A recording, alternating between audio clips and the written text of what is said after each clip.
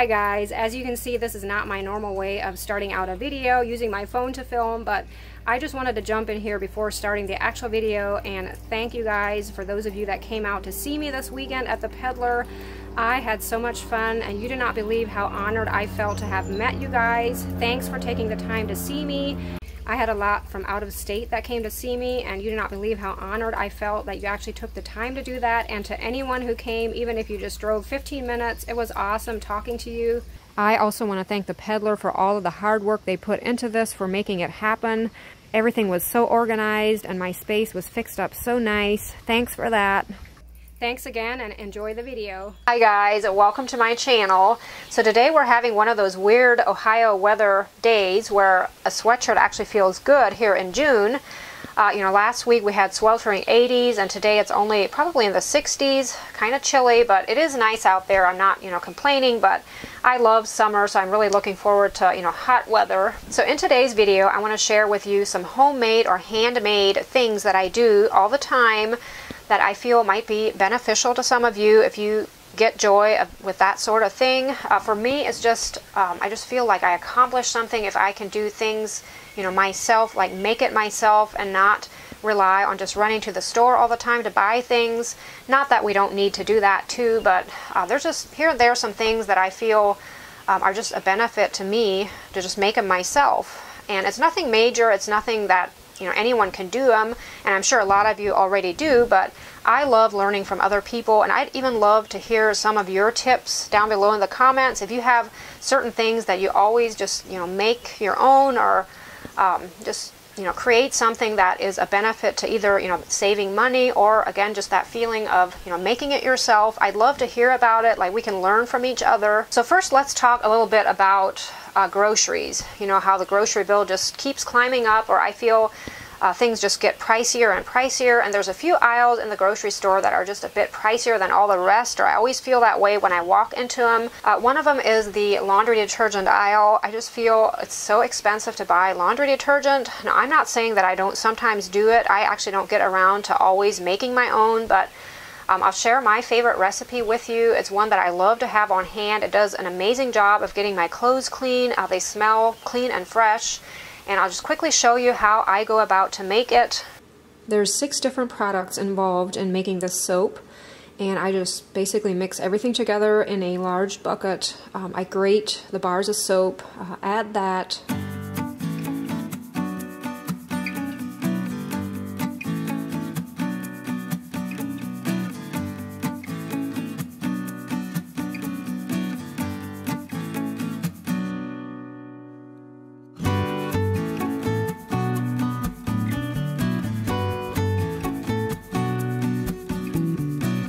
I found these pretty jars at Big Lots, and I thought they would make great jars to hold my laundry detergent instead of just, putting it in my cupboard where I can't really see it. I thought it would look kind of pretty setting out.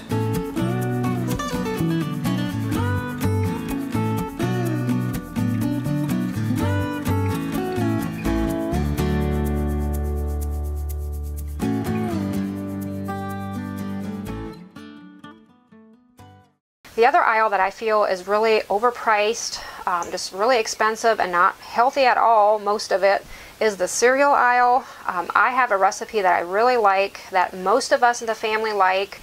Everybody but one person I have gotten to eat this cereal, so I still go and buy some other cereals for one of the people in my family, but most of us love this simple homemade granola cereal.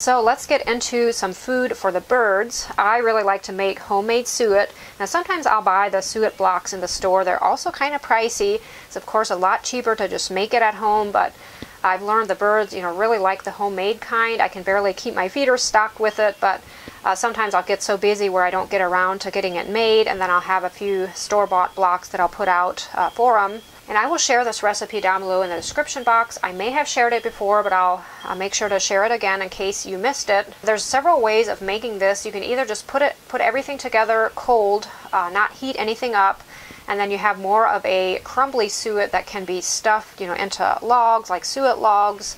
Sometimes I just put, a handful just directly onto the feeder. The other way of making it is heating the lard and peanut butter and then mixing that into the rest of the ingredients and then pouring it into containers and putting it in the fridge. It will harden. It will actually be more like your store-bought suet.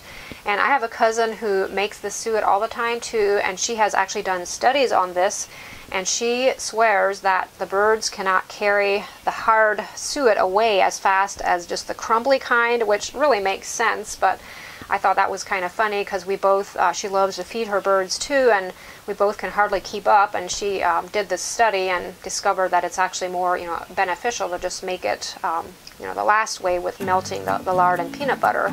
So I do that sometimes too, but I do have a suet log that I like to have the crumbly kind on hand.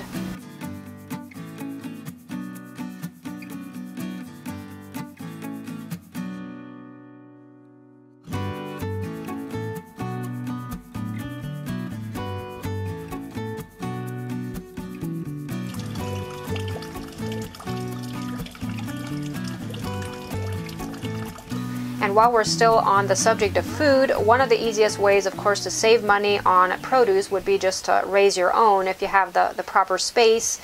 Growing up, we would always have a big garden to take care of. I admit for the last couple of years I haven't had my own garden. I really miss it though. We ended up just turning it into grass.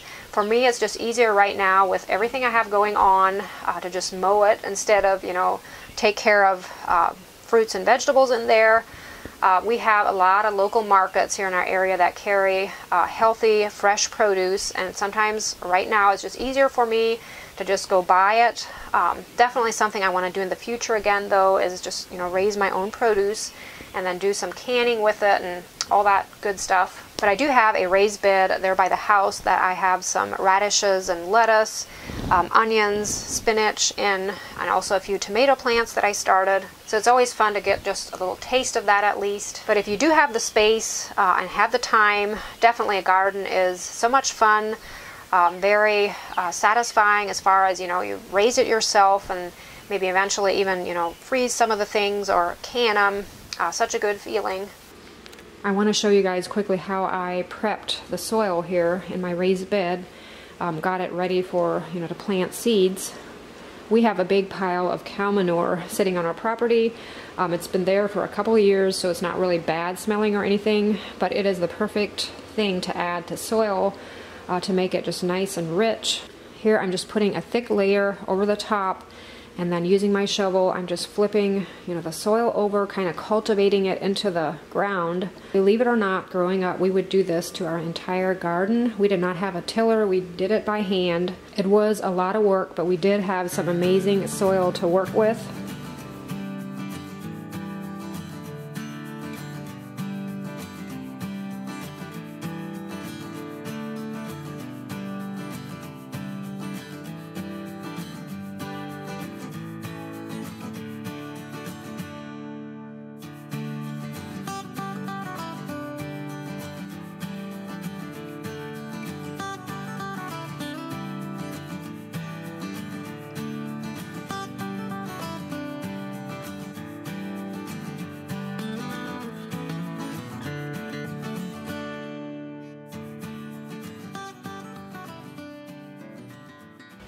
So last year I had a tomato plant in this bed here, and then all these little seedlings came up this year, little tomato plants.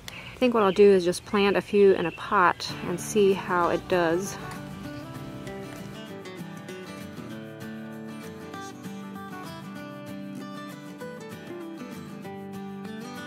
Here we are a few weeks later. Things are starting to grow in here. I ended up planting my favorite petunias along the edge of the bed. I knew once we were finished, you know, harvesting the lettuce and the radishes and the onions, it would be nice to have something in here.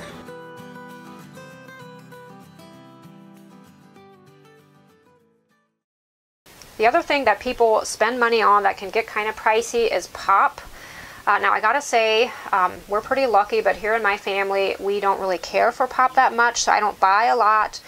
There's one person in the family that likes it, and yes, it is the same person that won't eat my homemade cereal, but growing up, I remember Mom used to make homemade root beer. I don't know, have you guys ever tried that? But I will quickly show you my method of making homemade root beer. I rarely make it, and this time when I made it, it's been such a long time that I even made some.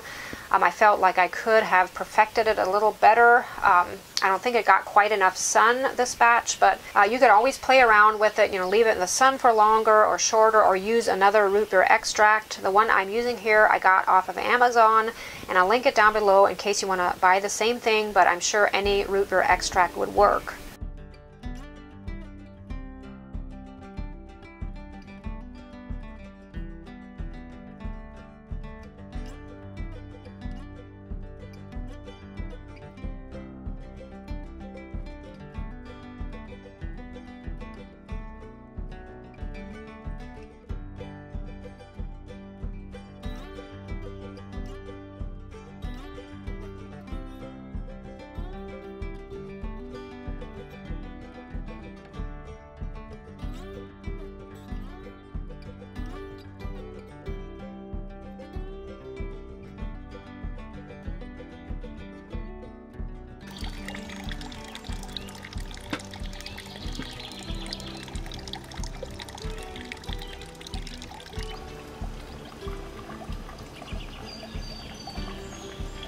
I get a lot of questions about some of the skirts that I wear, and for those of you who are skirt people like I am, something I always watch for is in the springtime, a lot of the maxi skirts will go on clearance, or any time throughout the year. Sometimes the store will just want to be rid of their maxi skirts, and I'll buy them and then shorten them. It's such an easy way of getting a nice summer knee-length skirt, because those seem to be harder to find sometimes. It kind of depends on what's trending. Maxi skirts can of course be found in thrift stores, garage sales.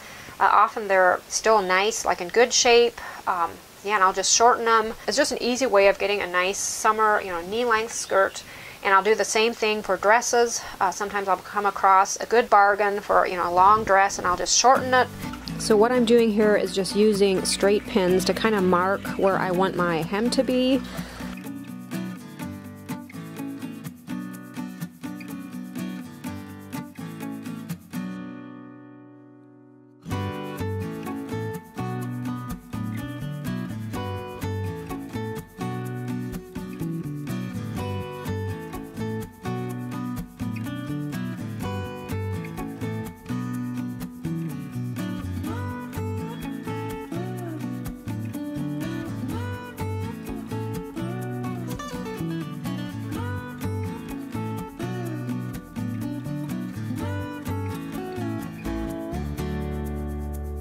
And with knit fabric like this, I just fold it over one time. You know, the ends won't fray or anything, so there's no need to, you know, double fold it.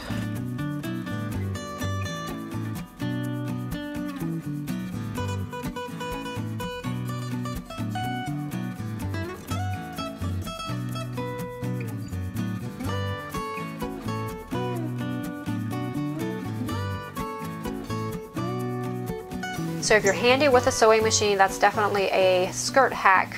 So the last thing I wanted to show you that I did get a lot of questions about last summer when I posted a video on me doing some weed eating down by our pond. I had worn what I call my weed eater apron. It's basically just a piece of cloth that I wrap around myself to protect my clothes, you know, as I'm weed eating. It's so handy to just slap that on, and then once you're finished, you know, of course, all your grass clippings and mud or whatever go onto there, and just take it off, and your clothes are still clean underneath. And I do need a new one. I feel like, you know, I actually never wash my apron, which you could wash it, but I just put it with my weed eater, and it's just grass clippings basically. just shake those off, next time I wear it. But I thought I could use a new one, so I thought I'd show you guys kind of how I went about to make it in case you're interested in making something like that. So this apron is very simple to make, no sewing required. I just bought a piece of fabric at Walmart. It was a 2-yard piece. I really would have just needed a 1 yard, but there was no one back in that fabric corner in Walmart to do my cutting for me at the time, so I just grabbed this pack off the shelf. It wasn't expensive at all. It's a cotton poly blend fabric. I wanted something that when you're buying for an apron like this, you want something that you think, grass clippings and mud or whatever wouldn't just really stick too much to it. I feel like this is really smooth and slippery enough that it, shouldn't be a problem. The size that I'm tearing this to, which fabric like this is so nice, you can actually tear it and don't even have to cut, is 33 inches wide by about 35 inches long. Of course, that would vary from person to person on, what size they need, but for me, I think this will be just right. Here I'm folding down my fabric about 1 inch to 1.5 inches, just to give it a little more support, and then fastening the Velcro, which is 3/4 inch wide by about 5 inches long.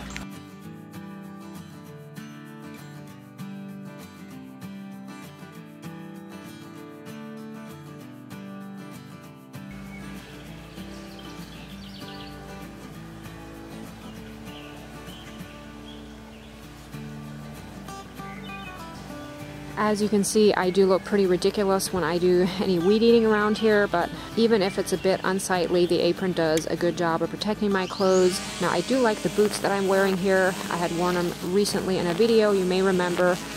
They come from a company called Merry People, and I will leave their link down below in the description box in case you're looking for boots like these, but I really do like them. They're very well made and comfortable.